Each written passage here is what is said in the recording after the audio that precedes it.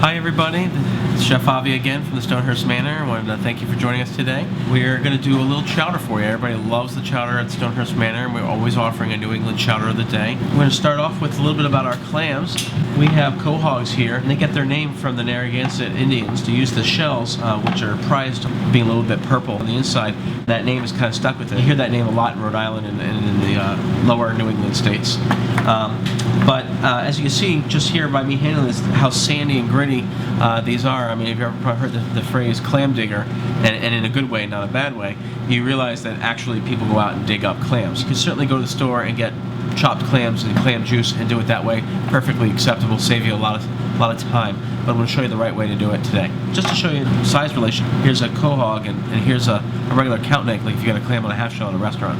So quite a size difference there. This being larger is a little tougher. It really is only good for chowder or for baked stuffed clams, things that you're going to take that clam and mince it. So we're going to go scrub these up right now.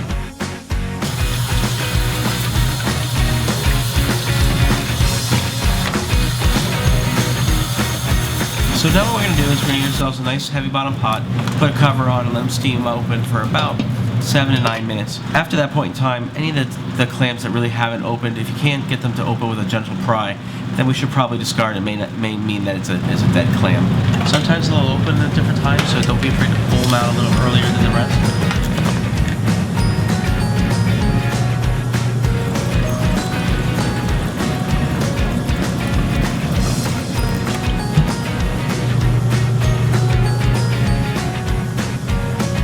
So now we have our cooked quahog clams. You can see all different sizes. Sometimes the adductor muscles will stay on here. You can either pick that off and chop it up, but sometimes those muscles are actually a pretty tough part, and they could be discarded unless you're going to chop them up pretty small.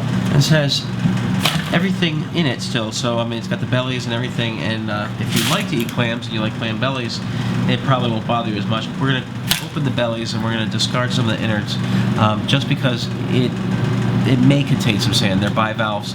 They're on the bottom of the ocean filtering out their nutrients to eat, but they're also taking in sand. So we're going to make sure we get that cleaned out so that we have a nice smooth chowder. Now that we've removed the bellies from our clams, it's time to get them chopped.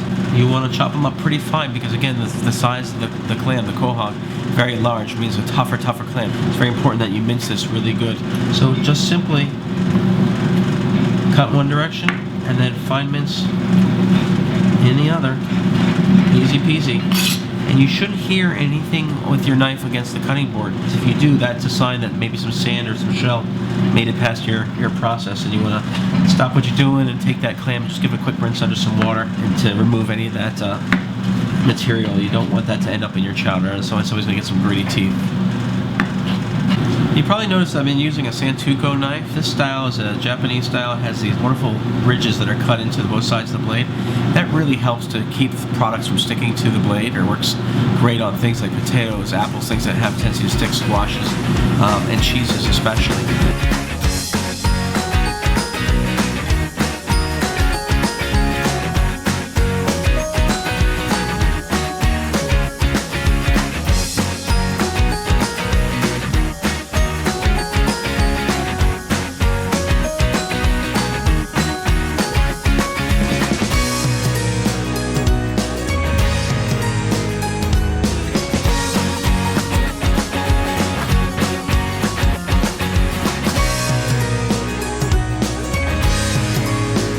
We're using Yukon Gold potatoes because they're a waxy potato. You can leave the skin on if you like, but for the restaurant we often peel it. And then we're going to do a nice half-inch dice.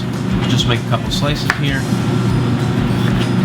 Go back, make our cuts, turn, nice even squares.